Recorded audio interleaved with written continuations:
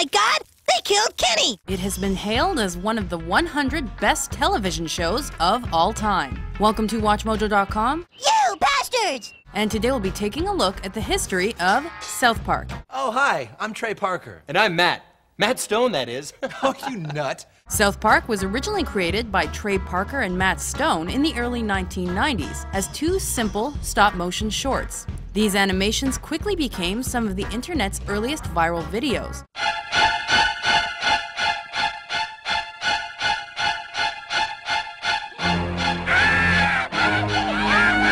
As a result, the pair was given their own series on Comedy Central in 1997. South Park single-handedly put that channel on the map as early as its debut episode, which was infamously titled Cartman Gets an Anal Probe. Cartman, there's an 80-foot satellite dish sticking out of your ass! Sure, you guys, whatever! Since then, the mature-rated program has become famous for its reliance on dark comedy, bizarre satire, crude language, and simple animations. Making the shift to a regular series required its creators to ditch their slow paper cutout technique in favor of quick and dirty computer software. It also forced Stone and Parker to adopt a set location for the series and a core cast of characters. As a result, the show focused on the exploits of four young boys who lived in the fictional town of South Park, Colorado. Stan Marsh was an average kid and the show's anchor character. What did you say? I said, we're not getting on, you fat ugly bitch. He was joined by his group of pals that included his Jewish friend Kyle Broflovsky. I really have a problem with what you're doing.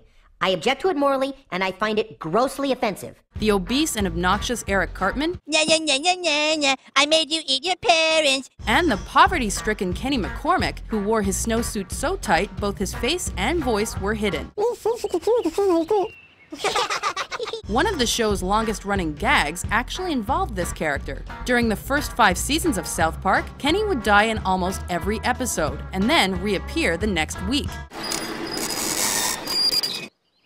Well, who didn't see that coming? This joke was finally explained to fans in later seasons. Aside from this core group of elementary school students, South Park also incorporated a large cast of supporting characters, and many of these were voiced by the show's creators. These included a variety of personalities that ranged from classmates, teachers, and family members to Saddam Hussein and the Devil. In fact, both of those characters appeared in 1999's R-rated theatrical film, South Park, Bigger, Longer, and Uncut.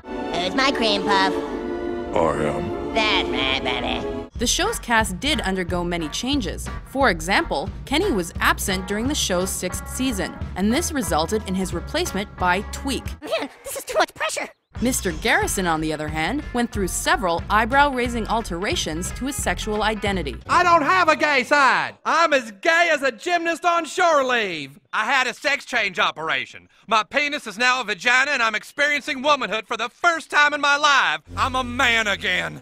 Thanks to my very special new friend. What proved most shocking to the show's longtime fans was the departure of Isaac Hayes in his iconic role as chef in 2006. Hayes left the show after a dispute with the creators over their insensitivity towards his religion of Scientology. Dad, Tom Cruise won't come out of the closet.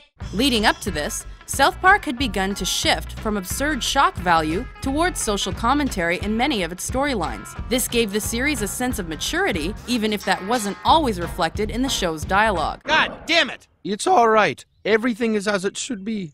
Oh, shut up, Buddha. While the show consistently mocked different faiths and the American way of life in general, the kids on the show usually learned from their experiences. However, the adult world often missed the point, like many critics of the show. You know, I think I've learned something today. It's really easy not to think of images on TV as real people, but they are. That's why it's easy to ignore those commercials, but people on TV are just as real as you or I. Each South Park episode was written and produced within the span of a week. The creators capitalized on this tight deadline by rapidly responding to breaking news and social events. We were right about the purity rings. A nice Christian symbol can't be used for profit gains. We've all anchored God. You think God is in control here? I am in control. I've been in control since the 50s, in case you haven't noticed. Despite the controversy that has surrounded the show almost since day one, South Park has lined up many celebrity guest stars, including Jennifer Aniston. Good! You deserve to die, you little bastard! And the comedy duo Cheech and Chong. 4 dozen Cherokee hair tampons, please. No problem, man. Pay me his information up front. The series also gained recognition for its use of music, whether it was sung by the show's characters or by parodies of celebrities. I've been so lonely, girl, I've been so sad and down. Couldn't understand why haters joked around. I wanted to be free with other creatures like me, and now I got my wish. Cause I know that I'm a gay fish, yo. Of course, many stars have lent their voices to the series as well.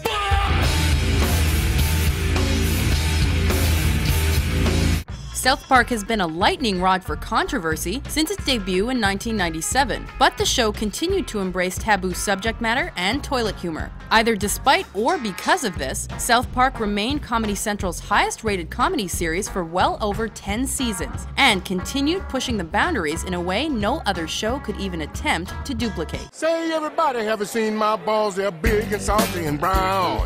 If you ever need a pick me up, just stick my balls in your mouth. Ooh, suck on my chocolate salty balls. Put 'em in your mouth and suck 'em and suck 'em.